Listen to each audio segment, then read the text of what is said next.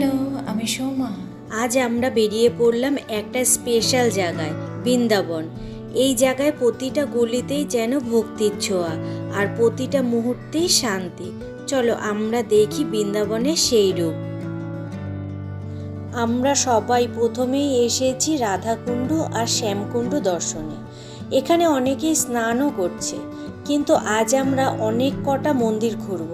তাছাড়া এখানে চেঞ্জ করারও তেমন ব্যবস্থা ছিল না, তাই আর স্নানটা করা হয়নি। মাথায় একটু জল ছিটিয়ে প্রণাম করে বেরিয়ে পড়লাম আরেকটা মন্দির যাওয়ার উদ্দেশ্যে। আমরা প্রায় 14-15 জন বৃন্দাবনে ঘুরতে বেরিয়েছিলাম একটা ছোট বাস করে, কিন্তু মন্দিরগুলো অনেকটাই ভেতরের দিকে থাকায় সব জায়গায় বাস যায়নি। অটো করে যেতে হয়েছে মন্দির পর্যন্ত।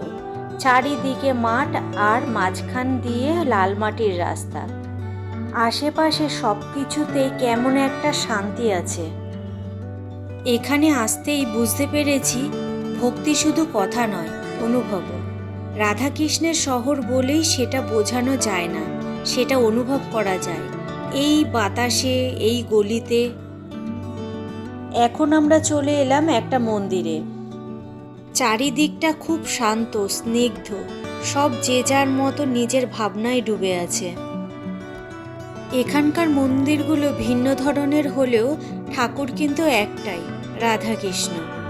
দেখো রাইও কি সুন্দর সেজেছে রাধার মতো করে। এখানে আসতেই ছোট ছোট বাচ্চারা এইভাবে সাজিয়ে দিচ্ছে, তার জন্য রায়েরও একটু মন চাইলেও এইভাবে সাজতে।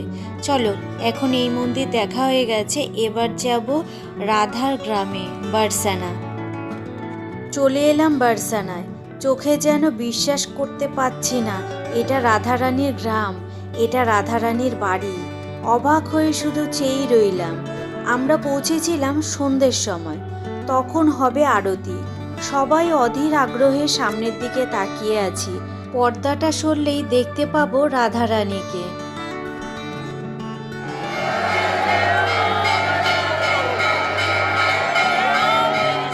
প্রচুর মানুষের ভিড়, তার মধ্যে কোথাও একটা গিয়ে শান্তি অনুভব করলাম।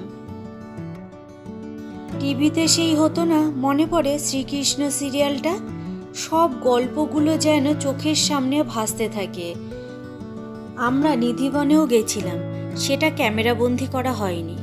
সেখানে ছিল প্রচুর ভিড়, আর প্রত্যেকটা মন্দিরে যেতে গেলে সরু রাস্তা পেরিয়ে যেতে হতো। বৃন্দাবনে এসে একটা জিনিস খুব বুঝেছি, কোনো ছুটির মরশুমে কোথাও ঘুরতে যাওয়া উচিত না। আরতি শেষে আমরা বাইরেটায় এসে দাঁড়িয়েছি।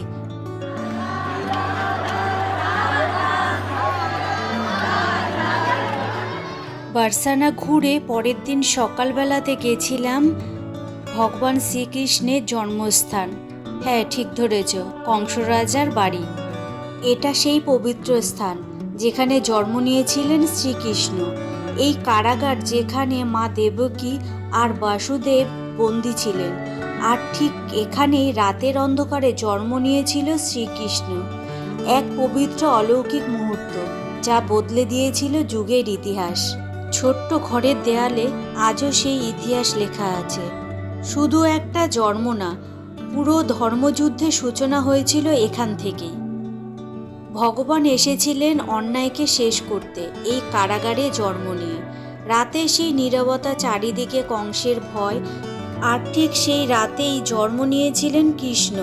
এই পাথরের দেওয়ালের মাঝে একটু আলো ছিল না, একটু আশা ছিল না, তবু জন্ম নিয়েছিল এক আলো, যিনি অন্যায়ের অন্ধকার ভেঙে আলো ছড়িয়ে দিয়েছিলেন। এই কারাগারে দাঁড়িয়ে মনে হয়েছিল ইতিহাস যেন চোখের সামনে জীবন্ত হয়ে উঠেছে। এরপর আমরা চলে এসেছিলাম কাচমহল। এই মন্দিরের নাম হলো কাচমহল। পুরো মন্দিরটা কাচের তৈরি, ছোট ছোট কাচের টুকরো দিয়ে নানা নকশা করে মন্দিরটা তৈরি হয়েছে। এখানে পৌঁছেছি দুপুরবেলা, তাই এখন ঠাকুরকে ভোগ দেওয়া হচ্ছে। আর এই যে এখানকার রাধাকৃষ্ণ ঠাকুর। এখান থেকে চলে যাব সোজা প্রেম মন্দিরে। যখন প্রেম মন্দিরে পৌঁছালাম তখন প্রায় সন্ধে। ভীষণ ভিড়, চারপাশটা গিজগিজ করছে মানুষে। তবুও সেই বিশাল মন্দিরটা যেন চোখের সামনে দাঁড়ালো। হঠাৎ করে সব শব্দ থেমে গেল মনে। আলো ঝলমল অপূর্ব সৌন্দর্য এক টানা তাকিয়েছিলাম কিছুক্ষণ। প্রেম মন্দিরের সব সৌন্দর্যই যেন রাতে।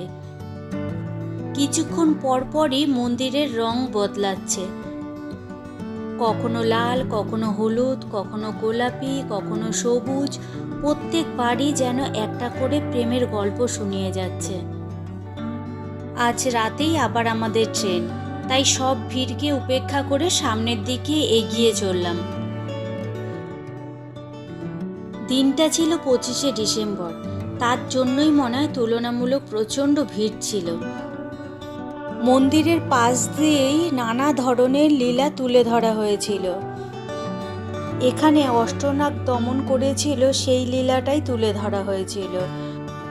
বৃন্দাবন ছিল পুরোই একটা অনুভূতির জায়গা, এক এক জায়গায় এক এক লীলা।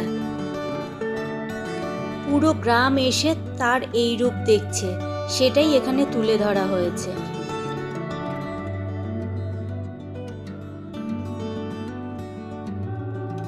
আর ওই যে দূরে দেখতে পাচ্ছ সাদা মতো গেট, এই যে এটা হলো প্রেম মন্দির ঢোকার গেট। গেটের সামনে এত ভিড় ছিল তখন আর ঠিকমতো তুলতে পারিনি। আর প্রচণ্ড ভিড়ের মধ্যে আমরা এক সাইডে দাঁড়িয়ে তারপর দেখছিলাম। আর প্রেম মন্দিরের এক একবার এক একটা রং তার প্রেমের জানান দিচ্ছিল। সামনে এগোতেই দেখলাম এখানে আরেক লীলা। ভগবান শ্রীকৃষ্ণ যখন গরু চড়াতো তার বন্ধুদের সাথে, সেটাই এখানে তুলে ধরা হয়েছে। বৃন্দাবন শুধু একটা জায়গা নয়, এটা কৃষ্ণের লীলাভূমি।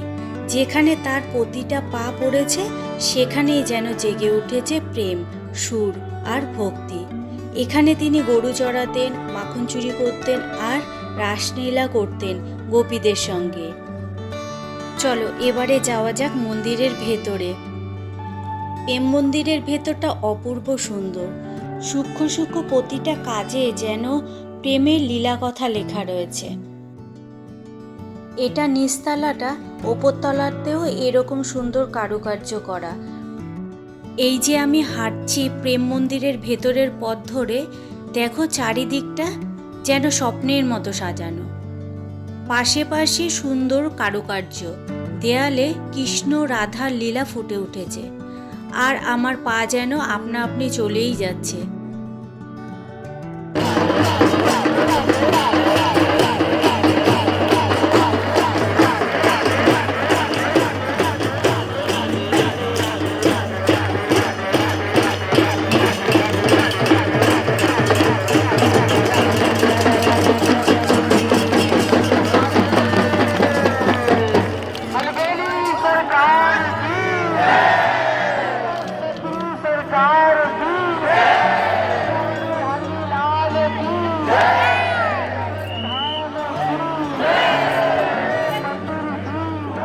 বাইরেটা হচ্ছিল কীর্তন, ওখানে দাঁড়িয়ে সবাই যেন সবার মতো আনন্দে মেতে রয়েছে।